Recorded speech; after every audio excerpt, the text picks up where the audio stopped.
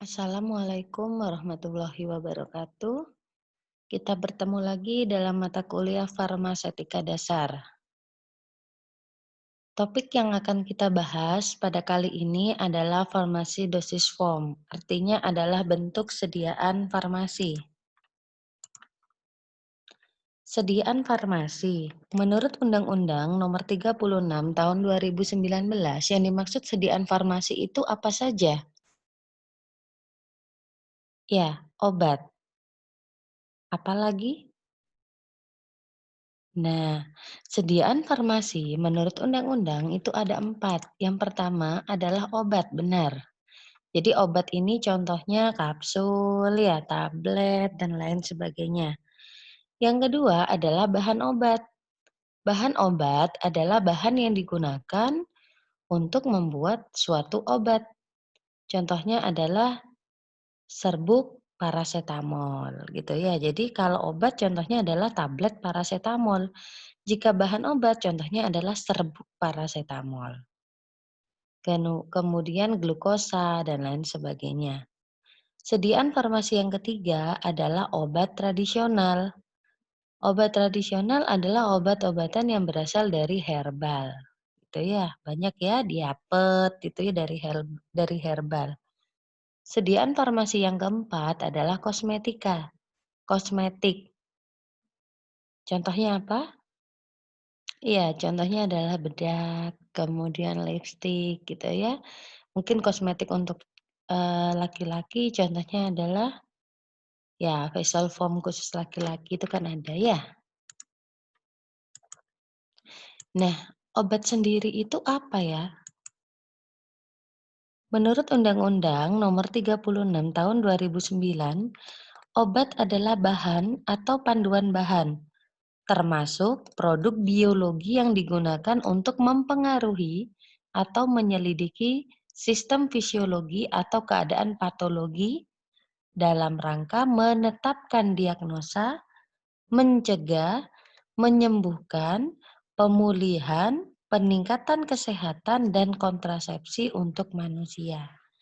Jadi di sini obat itu berarti juga termasuk vaksin, kemudian juga termasuk alat, obat-obatan untuk kontrasepsi gitu ya, bukan alat ya, maaf. Jadi obat-obatan untuk kontrasepsi, kemudian untuk mencegah penyakit dan lain sebagainya. Nah, minggu kemarin atau pertemuan sebelumnya kami sudah men-share gitu ya bentuk kesediaan farmasi. Apakah kalian ada pertanyaan? Ya, kita bahas sedikit ya. Jadi di sini ada pulvis gitu ya. Pulvis itu artinya adalah sediaan yang tidak terbagi. Contoh sediaan tidak terbagi itu apa? Sediaan bedak, bagus. Lah kalau sediaan terbagi, nah sediaan terbagi itu disebut dengan pulveres. Jadi seperti puyer. Jadi minumnya adalah satu puyer. Jadi kan terbagi menjadi beberapa bagian. Jadi kan puyer nggak mungkin satu sekaligus ya. Jadi dibagi-bagi itu namanya adalah pulveres. Kemudian ada sediaan yang disebut dengan larutan. Namanya larutan ini berarti kata dasarnya adalah larut. Berarti adalah sediaan cair yang bahan-bahan komponennya larut sempurna dalam pembawanya atau dalam pelarutnya. Itu kita sebut dengan larutan. Kemudian ada lagi yang disebut emulsi. Sudah pernah dengar emulsi? Ya, emulsi itu kata kuncinya adalah terdiri dari minyak dan air. Ya, jadi kalau, orang umum bilang air dan minyak tidak bersatu, tapi farmasis bisa menyatukannya dengan bantuan emulgator, yang kita sebut dengan emulsi. Jadi emulsi itu adalah sediaan cair yang mengandung obat, gitu ya, dan terdiri dari 2 fase, yaitu air dan minyak. Gitu ya, dan akan bersatu dengan bantuan emulgator gitu, itu namanya emulsi. Contoh emulsi apa? Ya, Scott emulsion itu adalah emulsi gitu ya, nanti kita pelajari lagi. Kemudian ada sirup. Nah, sirup, apa ya sirup ini ya? Ya, kalian pernah dengar sirup apa? Ya, sirup pada saat lebaran ya? Jadi sirup ini adalah sediaan cair, kalau untuk farmasi di sini adalah sediaan cair gitu ya, yang mengandung sukrosa, jadi yang mengandung, pemanis gitu ya, sukrosa itu manis, jadi pasti sirup itu rasanya manis. Kemudian tablet, apa itu tablet? Ya, sediaan tablet itu adalah sediaan yang bulat, pipih gitu ya, mengandung obat, baik dengan ataupun tanpa bahan pengisi, itu adalah tablet. Tablet dan pil berbeda ya. Kalian tahu bedanya? Ya, kalau pil ini sediaan farmasi tetap ya sediaan padat yang mengandung obat gitu ya. Cuman, bedanya adalah pil itu berbentuk bulat. Kalau tablet itu bulat pipih gitu ya. Dan pil ini biasanya bentuknya, ukurannya lebih kecil daripada tablet. Kemudian kita lanjutkan dengan effervescent. Nah, effervescent, pernah dengar kata effervescent? Ya, effervescent ini dicirikan dengan adanya komponen asam dan basa gitu ya. Jadi misalkan di sini ada 2 sediaan, ada tablet effervescent, ada serbuk effervescent. Berarti kalau serbuk ya serbuk, kalau tablet berarti bentuknya adalah, bulat pipih ya, padat ya. Jadi kalau effervescent itu sediaan yang mengandung asam dan basa. Ketika dia dilarutkan dalam air, dia akan membentuk gas CO2 dan akan menimbulkan buih ya, segar gitu ya kalau effervescent. Contohnya, ya banyak ya. Jadi CDR gitu ya, CDR, kemudian Redoxon itu adalah tablet effervescent. Kalau serbuk effervescent, serbuk-serbuk itu ya, adem adem sari ya mungkin ya, nggih, adem sari gitu ya. Kemudian suspensi. Suspensi ini adalah sediaan cair di mana zat padatnya tidak larut, tetapi terdispersi dalam pembawanya. Jadi terdispersi, artinya dia tidak larut. Contoh adalah jika, dry syrup ya, dry syrup itu suspensi. Jadi ketika kalian ada suatu obat, kemudian dila di botolnya itu dilarutkan dengan air gitu ya, kemudian dikocok. Biasanya adalah golongan, antibiotik, itu adalah suspensi. Ya, jadi zat padatnya tidak larut namun terdispersi dalam pembawanya. Jadi ketika akan menggunakan selalu kocok dahulu gitu ya. Kemudian sediaan yang lain adalah kapsul. Nah, kapsul ini adalah sediaan padat yang mengandung obat, yang terbungkus dengan cangkang kapsul gitu ya. Banyak ya, ada kapsul keras, ada kapsul lunak. Kalau kapsul keras itu adalah kapsul yang biasanya kalian gunakan, kalian minum gitu ya. Kalau kapsul lunak itu yang bening-bening itu, yang lunak. Jadi contohnya adalah elips, itu kapsul lunak. Itu ya. Kemudian ada salep. Nah, kalau salep itu bukan sediaan padat, tetapi sediaan setengah padat gitu ya. Setengah padat yang mengandung basis salep, tuh. Itu adalah salep. Kalau gel, ini sediaan padat atau setengah padat? Ya, sediaan gel adalah sediaan setengah padat. Bedanya apa dengan salep? Jika gel itu biasanya bentuknya, eee, sel bening gitu ya, bening, transparan, kemudian mudah tercuci air. Kalau salep susah tercuci air ya. Kalau linimen, nah linimen itu sediaan kental gitu ya yang biasanya digunakan sebagai astringent atau untuk melemaskan otot-otot. Jadi contohnya apa? fresh care mungkin ya, jadi Liniment tuh fresh care. Kalau Gargarisma, nah Gargarisma itu sediaan cair yang digunakan untuk cuci mulut, ya Gargarisma itu. Contohnya adalah Listerine, Oral-B gitu ya, itu adalah Gargarisma. Kemudian kaplet. Nah, kaplet ini adalah gabungan dari kaplet dan kapsul dan tablet. Jadi artinya apa? Jadi sama seperti tablet gitu ya, namun bentuknya seperti kapsul, tidak bulat pipih tapi memanjang. Kemudian ada sediaan lagi saturasi. Saturasi itu mirip effervescent gitu ya, hanya saja pada saat effervescent itu nanti dicelupkan kemudian dia keluar gas gitu ya. Kalau saturasi ini adalah sediaan cair yang mengandung asam dan basa dan gas CO2-nya itu ditahan di dalam botol. Jadi ditahan di dalam botol. Jadi ketika nanti kita membuka tutup, nanti dia akan mengeluarkan suara gitu ya, jadi cetas gitu. Jadi, nanti kalian akan praktikumkan di semester 2 di sediaan liquid semi solid. Kemudian untuk pasta, pasta ini sediaan padat atau setengah padat? Ya, pasta adalah sediaan setengah padat gitu ya, yang banyak mengandung zat padat gitu. Kalau untuk pasta sendiri, lebih banyak mengandung zat padatnya dibandingkan salep dan gel. Jadi contohnya banyak adalah pasta gigi ya, itu pasta. Cuman tidak semua pasta gigi itu bentuknya pasta. Jadi contohnya adalah close up itu bentuknya gel. Ya, bening kan ya, bukan pasta. Kemudian sediaan yang lain lagi adalah ada ovula dan suppositoria.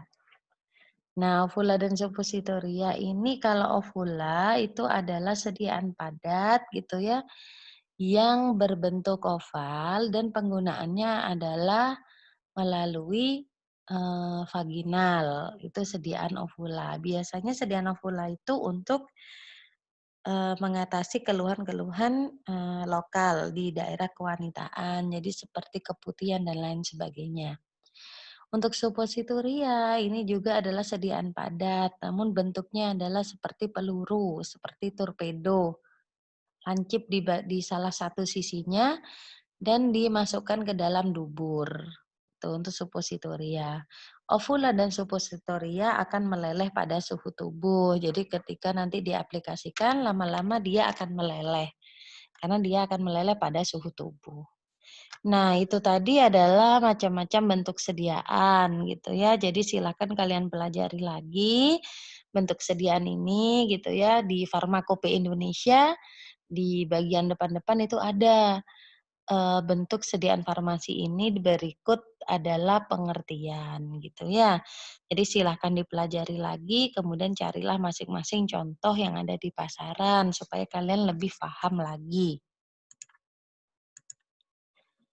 Nah, ada juga beberapa pengertian obat. Jadi ada obat baku, obat jadi, obat asli, obat esensial gitu ya, obat generik, baku, obat paten. Nah, apakah kalian tahu tentang ini? Ya, kita bahas satu persatu ya. Nah, obat baku, dari istilahnya aja baku, obat baku. Berarti kalian langsung ingat terhadap bahan baku. Jadi obat baku ini bahan obat ya, bahan baku ya, berarti bahan obat yang memenuhi syarat FI. Obat baku disebut dengan bahan obat atau bahan baku. Jadi bahan untuk membuat obat itu obat baku ya. Kalau obat jadi, nah jadi berarti obat yang sudah jadi ya.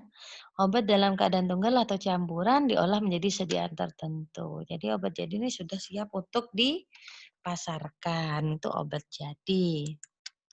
Kalau obat asli, nah obat asli itu obat yang didapatkan langsung dari bahan alamiah Indonesia. Terolah secara sederhana atas dasar pengalaman. Digunakan dalam pengobatan tradisional. Itu adalah obat asli. Jadi obat yang berasal dari tumbuhan, gitu ya. obat baru. Nah, obat baru berarti obat yang, berkhasiat ataupun tidak berkhasiat yang belum dikenal, gitu ya. Sehingga belum dikenal khasiat dan keamanannya baru, gitu ya. Belum dikenal, kemudian, ditemukan itu obat baru ya. Obat esensial. Nah, obat esensial adalah obat yang dibutuhkan untuk pelayanan kesehatan masyarakat. Jadi obat esensial ini obat yang paling dibutuhkan biasanya, jika di apotek itu biasanya ada di depan sendiri tuh ya, di outlet-outlet itu ada di depan. Obat esensial ini biasanya adalah obat panas gitu ya, obat batuk, obat nyeri, obat yang paling dibutuhkan untuk pelayanan. Nah, ada obat generik, ada obat paten. Apa bedanya? Lah, ada lagi satu sebenarnya adalah obat dagang. Jadi, kalau obat paten itu obat yang memiliki hak paten kepada industri farmasi pada obat baru yang ditemukan untuk memproduksi dan memasarkannya setelah melalui berbagai tahapan uji klinis. Jadi untuk obat paten itu obat di mana dia memiliki hak paten. Ketika memiliki hak paten berarti tidak boleh industri manapun untuk memproduksi obat dengan bahan aktif tersebut. Jadi itu obat paten, biasanya hak paten ini sekitar 15 sampai 20 tahun. Kemudian ketika masa patennya habis gitu ya, ini baru boleh industri-industri memproduksi dengan bahan aktif tersebut. Ada obat generik, ada obat dagang gitu. Kalau obat generik itu obat dengan nama resmi yang ditetapkan oleh Farmakope untuk zat berkhasiat yang dikandungnya. Jadi obat generik itu adalah obat, dengan nama yang sesuai dengan Farmakope. Contoh adalah obat generik itu parasetamol. Jadi di Farmakope itu memang tertera obatnya adalah parasetamol ya, untuk obat panas dan nyeri. Kemudian kalau obat dagang itu adalah obat dengan nama dari industrinya, gitu. Jadi contoh obat dagang apa? Pamol, Sanmol gitu ya, yang mol-mol itu ya, Panadol gitu ya. Itu semua sebenarnya bahan aktifnya adalah parasetamol, cuman diberikan nama yang diberikan oleh industrinya, itu adalah nama dagang, tuh. Kalau obat generik itu menggunakan nama dari bahan aktifnya. Jadi memang benar dijual dengan nama parasetamol gitu ya.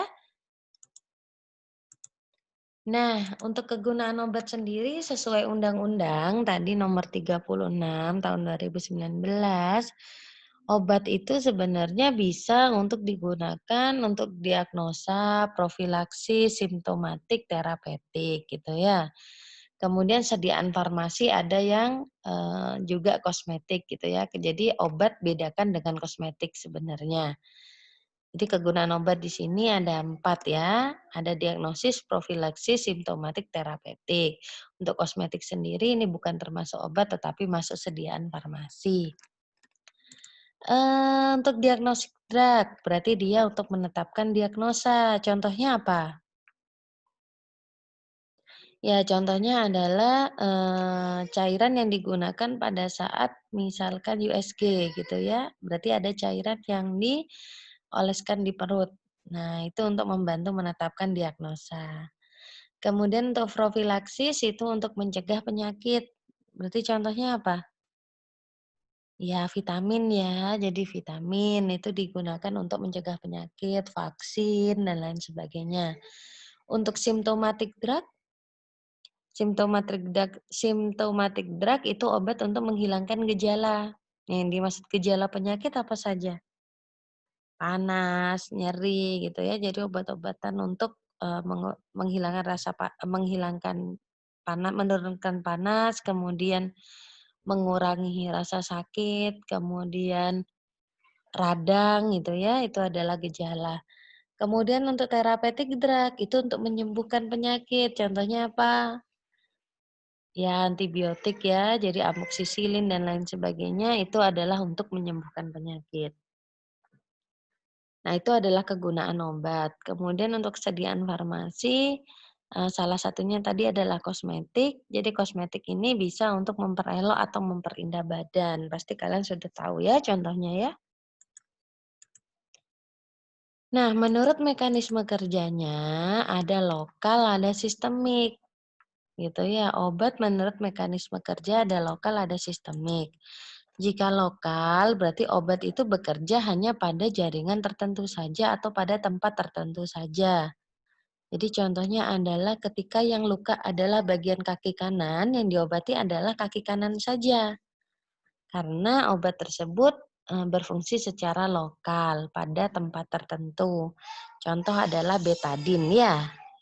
Kemudian kalau untuk sistemik, itu adalah obat yang dapat masuk ke sistem peredaran darah.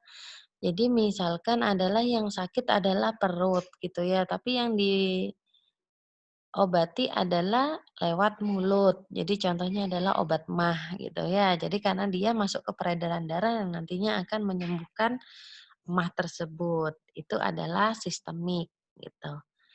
Kemudian apalagi ya, jadi parasetamol itu ya yang panas dahi tapi kita minum itu adalah, sistemik. Namun ketika kita, apa itu namanya, mengkompres dengan parasetamol, ya yang diletakkan di dahi, ya itu juga masuk lokal gitu. Jadi tergantung, kalau memang obat tersebut bekerja hanya pada tempat tertentu saja, itu adalah lokal. Tapi kalau lewat peredaran darah itu disebut dengan sistemik, gitu ya. Contoh adalah tetes mata, berarti kan yang sakit hanya mata saja, yang digunakan adalah pada mata, berarti itu termasuk adalah lokal. Untuk cara pemakaian ada obat luar, ada obat dalam. Nah, ini tergantung dari nanti etiket kalian. Jadi kalian harus mengerti mana yang disebut obat dalam dan disebut obat luar. Untuk obat dalam itu adalah obat yang diberikan melalui mulut, ditelan, dan lewat saluran cerna, gitu. Itu etiketnya adalah putih. Di luar itu adalah di luar mulut dan tidak ditelan gitu ya, jadi Gargarisma pun itu termasuk obat luar. Jadi selain yang di mulut, ditelan, dan lewat saluran pencernaan itu etiketnya biru. Ya, jadi jangan salah untuk memasang etiket.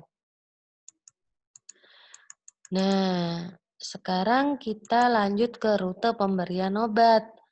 Sebenarnya setiap lubang pada tubuh manusia itu bisa untuk digunakan, diberikan obat. Gitu. Silahkan kalian pelajari dulu ya. Jadi di sini ada rute bukal, ada rute optal, ada rute sublingual, vaginal, implan, anal, transdermal, nasal, oral, dan parenteral. Jadi silahkan kalian pelajari dulu rute pemberian ini lewat mana ya gitu ya. Apakah lewat hidung, apakah lewat mulut, ataukah lewat kulit dan lain sebagainya. Silahkan kalian pelajari dulu. Nah, untuk diskusi kita di pertemuan berikutnya ada kaitannya dengan rute pemberian obat tadi. Silakan setiap kelas dibagi menjadi 4 kelompok. Ya, jadi daftar kelompoknya silakan diatur sendiri oleh komting kelas. Jadi silakan diatur saja menjadi 4 kelompok. Upayakan 4 kelompok ini tersebar merata, jadi laki-laki dan perempuannya merata dan dari pasti ada dari teman-teman farmasi dan non-farmasi. Itu ya. Kemudian tiap kelompok mengisi pengertian rute pemberian dan contoh sediaannya. Tuh. Nanti hasil dari pekerjaan kalian, hasil dari diskusi kalian, kalian tulis ya, kalian ketik. Kemudian ketua kelompok mengirim jawaban lewat WhatsApp. Jadi silakan dikirim via WhatsApp, namun ketua kelompoknya saja yang mengirim. Untuk format kita samakan ya, jadi silakan diketik nanti di Word. Jadi di sini silakan ditulis nama mahasiswanya, kemudian rute pemberiannya ada 10 ya. Kemudian silakan ditulis ini pengertiannya, Kemudian contoh sediaannya jadi yang lengkap, jadi tablet parasetamol, jadi tambahkan bentuk sediaannya. Ya, apakah dia tablet, kaplet, suspensi, emulsi, atau apa. Kemudian fungsi obat, di sini fungsi obat itu bukan fungsi obat secara indikasi, tapi fungsi obat menurut 4 kategori tadi.